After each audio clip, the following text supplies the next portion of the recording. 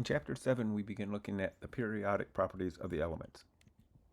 When we're thinking about properties an atom might have, size would be one of them. Here at the bottom, we see a question: which of the following is the smallest? So we have a combination of atoms and ions, and we're asked to determine something based on the size. We're also asked to explain the differences. Within Chapter 7, we're going to be making predictions, and we're going to be offering explanations. And today we're going to look at the development of the periodic table, and then the concepts of effective nuclear charge and the size of atoms and ions. Beginning first with the periodic table. With the periodic table, we have two different ideas, two different scientists that we want to connect. The organization of the periodic table with Mendeleev, and the concept of atomic number with Moseley. Looking at some ideas from the start of Chapter 7. In the mid-1860s, Mendeleev and Mayer, although we primarily think about Mendeleev, organized the different known elements at that time based on their physical and chemical properties. They arranged them periodically, which means they weren't just making a list, they were providing an organizational scheme based on patterns that were known. An important feature of Mendeleev's table is that it included blank spaces, and this would then lead to the prediction of new elements and the properties they might have. Germanium is an example. We have germanium listed on our periodic table, but it wasn't known at the time that Mendeleev put together his periodic table, but he predicted the types of properties that it would have, and this helped lead to its identification. At the bottom of the image here, we see when different elements were discovered. It's noted that the majority of elements are often found in compounds and not in their elemental form. Aluminum is a great example. There's a lot of aluminum on the planet, but it's almost always found as aluminum 3+ and in various compounds. And because of this, it wasn't easily identified and isolated as a known element.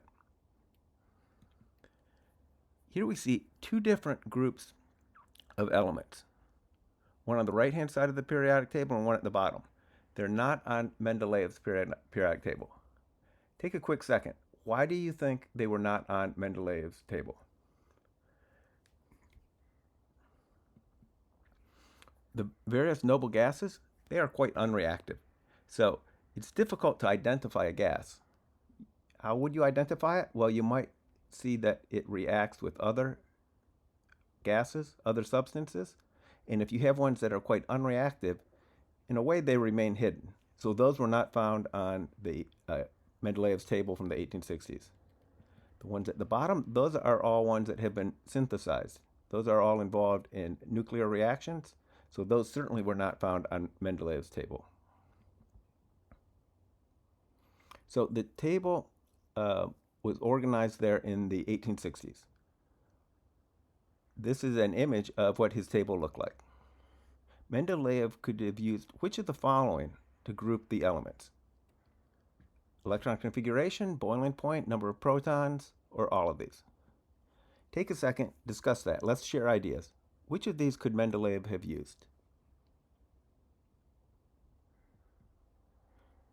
The only one listed here would be a physical property like boiling point, because after all, electrons were not discovered in 1860, and similarly protons were not discovered in 1860. Now, this is leading to an important idea. We've seen in Chapter 6 how there are patterns based on the electron configuration the periodic table is consistent with. And we've also just learned that the periodic table was first based on trends in the properties of the elements. If we put those two ideas together, we find that the trends in the properties of the elements must be related to the electron configuration. And that connection is what we're going to establish here in Chapter 7. Beyond Mendeleev, the other scientist we want to think about here is Moseley. What was Moseley up to? What's he credited with? He's credited with the concept of atomic numbers. In the experiment, he was bombarding different elements with high energy electrons, and he found that the elements then produced X-rays of unique frequency. and that when he arranged their energy based on mass, it was following this really clear pattern that you see here. The atomic number was then identified as the number of protons in the nucleus. What's going on here? How do you get X-rays? How does an atom produce X-rays? And why would it depend on the number of protons? How are the energy levels changing as the number of protons increases? This is something we can explain. So this is an image consistent with the hydrogen atom. Transitions involving a final energy level of n equals 1 involve the ultraviolet. If the final energy level is 2, those are visible light, because we notice that the energy gap here is changing. One's resulting in a final energy level of n equals 3, those would be infrared. What would it mean to be able to emit X-rays? So here's a multi-electron atom. What happens is if you increase the number of protons in the nucleus, the energy gap that you have between n equals 1 and n equals 2 increases. With enough positive charge in the nucleus, this energy gap would correspond to X-rays. So what's happening is a high energy electron's coming in, it excites a 1s electron to an excited state, and then the corresponding movement down of an electron back to the 1s causes a photon that's an X-ray to be emitted. So this is what Moseley was studying. An important feature in this that we want to attend to in Chapter 7, the number of protons is affecting the attraction that we have between the nucleus and the electrons. That's going to be important for us. In 7.2, we introduce the idea of effective nuclear charge. This is going to be a really important idea for us. Many properties depend on the electron configuration and how strongly the outer electrons are attracted to the nucleus. If we're thinking about the attraction between the electron and the nucleus, it's easy to understand for the hydrogen atom, but it becomes more complicated when you have a many electron atom. Why is that? Well, we're going to have attractions between protons and electrons, and as we have more than one electron, we're going to begin to understand how each electron also experiences a repulsion due to the other electrons that are present. The net attraction that we therefore have in a many electron atom is smaller than what it would be if we only had the protons present. That electron-electron interaction, that's something we think about when we're considering the effective nuclear charge. The textbook provides this analogy for effective nuclear charge, where we have a light bulb with a frosted glass coating around it, and then an observer. The light bulb is representing the nucleus, the frosted glass core electrons, and then outside of that, a valence electron, one on the outside of the atom. If we look at this expression of the effective nuclear charge, Z effective equals Z minus S, where Z is the number of protons and S is the shielding, it's going to be easy to determine the positive charge, which is Z, the number of protons. There's different ways to calculate aspects of the shielding. The shielding was represented here by this frosted glass, which is diminishing the intensity of the light bulb. The simplest way to count the shielding would be to consider the electrons that have a smaller principal quantum number, a smaller n value as being shielding electrons. And that's what we're going to do. The electrons are shielding each other due to these electron-electron repulsions, and we can calculate the effective nuclear charge for any electron. Let's begin to apply these ideas.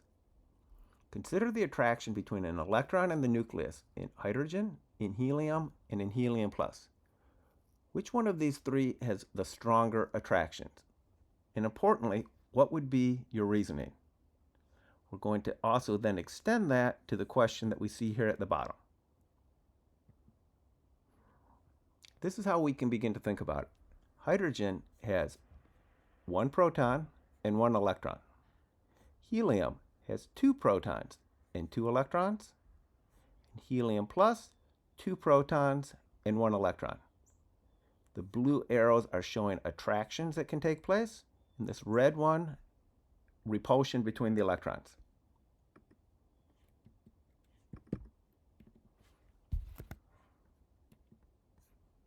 Which of these has the stronger attraction? I think it's in the helium plus. Helium plus has 2 protons, whereas hydrogen only has 1, so this electron would be having a stronger attraction. How about helium plus versus helium? Well, there are electron-electron repulsions within helium, but they're not within helium plus because there's only 1 electron. Let's give this one a try. If we do the same kind of thinking, what would have the stronger attraction? If we were thinking about the electron in lithium 2 plus or in helium plus. If we do the same kind of reasoning, lithium has 3 protons. If it's lithium 2 plus, it only has 1 electron. Helium plus only has 1 electron. If I were to compare these two, lithium 2 plus has a stronger attraction for its electron because it has more protons. All of the comparisons here are involving 1s electron and thinking about the number of protons that we have present. This one's a little different. In a lithium atom, is the attraction greater between the nucleus and a 1s electron, or between the nucleus and a 2s electron? And what would be the reasoning? What are your initial thoughts here? What's included in your explanation? Can you try to provide an explanation like the ones we just saw? Lithium is 1s2, 2s1. Lithium has 3 protons. We can begin to do some bookkeeping with a simple shell model for our initial analysis. Plus 3 in the nucleus, 2 electrons that are found in 1s, an electron that's found in the 2s. We can use this to calculate the effective nuclear charge. Remember, the effective nuclear charge depends on the number of protons subtracted by the shielding electrons. Shielding electrons are ones with a smaller principal quantum number, a smaller n. So for the perspective here of a 1s electron, for this 1s electron, there are 3 protons. There are no electrons with a smaller n value, so 3 minus 0 for the shielding says the effective nuclear charge is positive 3. To do something similar for the 2s electron, we again have 3 protons, but notice how there are 2 shielding electrons, 2 electrons that have a smaller principal quantum number. 3 minus 2 is positive 1. Those 1s electrons being closer to the nucleus and having a higher Z effective, an electron that is a 1s will definitely experience a greater attraction to the nucleus than one that is in the 2s for lithium. Any questions on the analysis, on the reasoning? Here we're asked to compare atoms of lithium and neon. Which has a stronger attraction between the nucleus and the core electron when we're comparing lithium and neon? If we begin with a shell model, here we have it for lithium. 3 protons, 1s2, 2s1. For neon, we're going to put together a shell model like this, where we have 10 protons. The n equals 1 shell is holding 2 electrons. And the n equals 2 shell is holding 8. If I were to calculate the effective nuclear charge and think about a core electron, those are the ones on the inside closest to the nucleus. For lithium, the effective nuclear charge would be positive 3. For neon, it would be positive 10. The attraction would be, therefore, greater for the neon atom. Try to apply a similar reasoning. What would have the stronger attraction between the nucleus and a valence electron? Is that stronger for lithium or for neon? If we're looking at the effective nuclear charge for lithium, 3 protons, 2 shielding electrons, so that valence electron would be experiencing an effective nuclear charge of positive 1. If we're doing the same for neon, 10 protons, from the perspective of one of these outer electrons, there are 2 shielding electrons. It began with 10 protons, so it had a net effective nuclear charge of positive 8. we can calculate the effective nuclear charge for any electron. And in this case, we've compared the electrons with the same N, but different Z effectives. And in this case, neon had a stronger attraction for both its core electron and for its valence. Here's another example where we're asked to apply similar reasoning. Compare the attraction between the valence electron and the nucleus for hydrogen, lithium, and sodium. Which has the strongest attraction and which one has the weakest? This image shows the same kind of analysis we've been doing. Hydrogen 1s1, lithium 1s2, 2s1, and sodium 1s2, 2s2, 2p6, 3s1. And in the center of each, we find the number of protons. To calculate the effective nuclear charge in each of these cases, if we're thinking about the valence electron for hydrogen, 1 minus 0 is positive 1. For lithium, 3 minus 2 is positive 1. For sodium, 11 protons, a total of 10 shielding electrons in the n equals 1 and n equals 2 principal quantum number. And then there, from the perspective of that, 11 minus 10 is positive 1. What questions do you have at this point? A lot of information on the screen. If we're asked to put this together and compare the attraction, I think the strongest attraction is found for the 1s electron in hydrogen, and the weakest electron would be for the 3s in sodium. Now, why might I say this?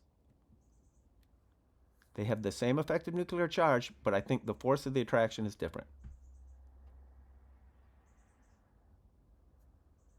My reasoning here is that the strongest attraction is because even though they have the same effective nuclear charge, the n equals 1 much, much closer to the nucleus.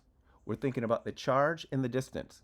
So even though they have the same effective nuclear charge, there's a much greater attraction for the electron in hydrogen than there is in sodium for the valence electron. If we're looking at trends in effective nuclear charge, data here in this figure is shown for the effective nuclear charge for 1s electrons. Notice from the perspective of a 1s electron, the effective nuclear charge just keeps going up, up, up as you have more and more protons, because there are never any shielding electrons for the 1s electron. So the effective nuclear charge just keeps going up, up, up. If we look at the effective nuclear charge for a valence electron, there are a few different ways we can calculate it. We've been looking at the one that we would see here in green, where the effective nuclear charge goes up.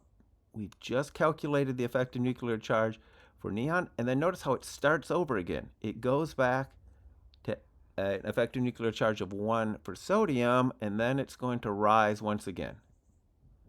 The effective nuclear charge for the core electrons, they are not a periodic property. They don't reset. They just keep going up, up, up.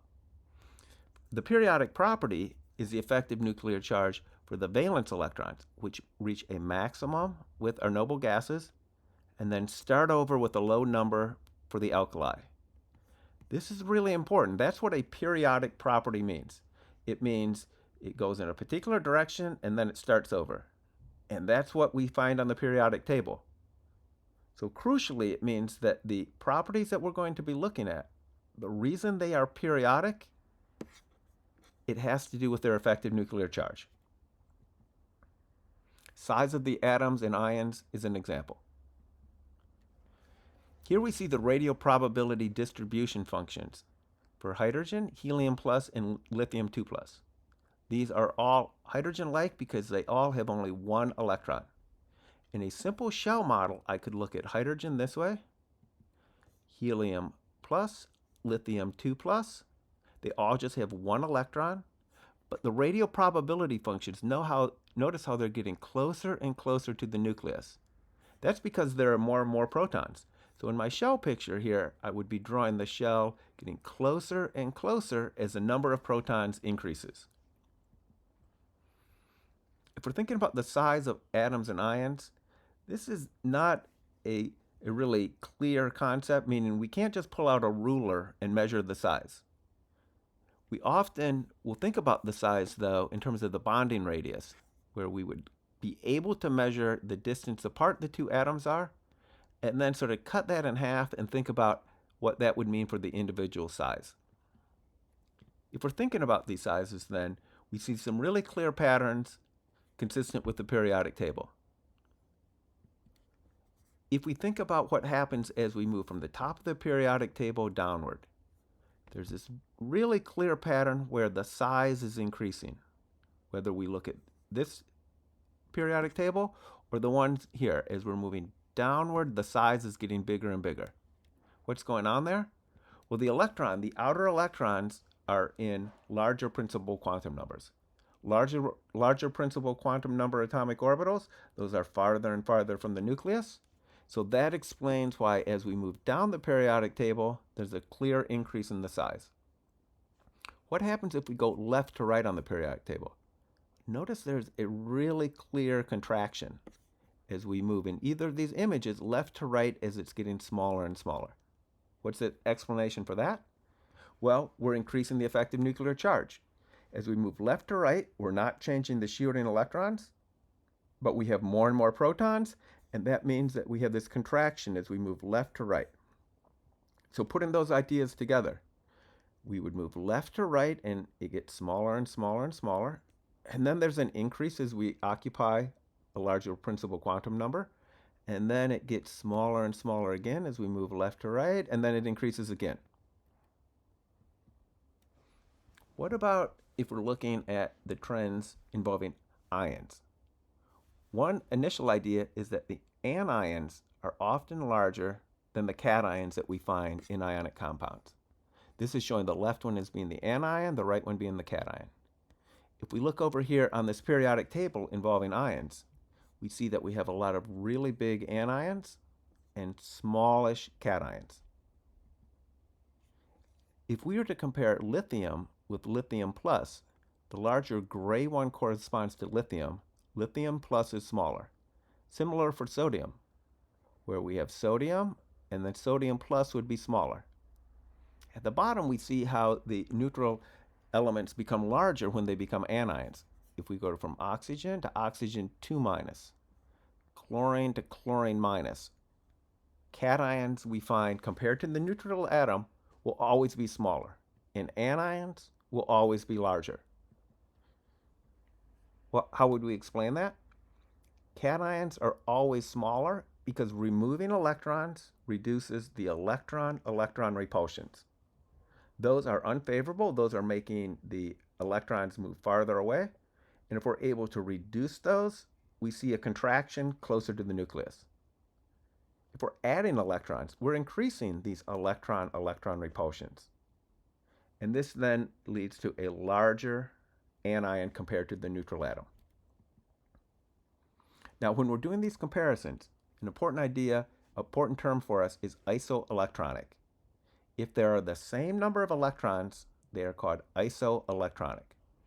If you look at our periodic table, sodium plus, fluorine minus, oxygen 2-, aluminum 3+, magnesium 2+, they all have the same number of electrons.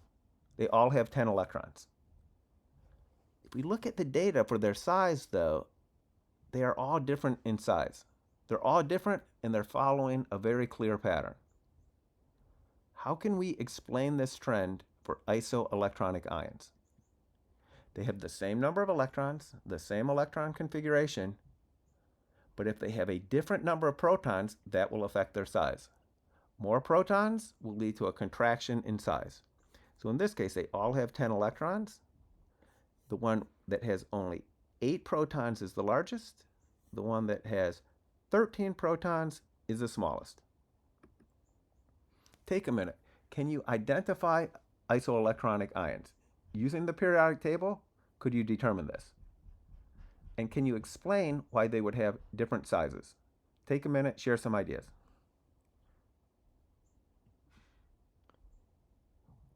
In today's class, we've been looking at the idea of effective nuclear charge and using it to both predict and explain the sizes for atoms and ions. This really sets us up well for ideas then later in the chapter, when we move on to ionization energy, electron affinity, these are going to be directly related to the effective nuclear charge and the size that we have for the atoms and ions. So the ideas that we worked on today in class set us up well for ones that we'll be using on later in the chapter.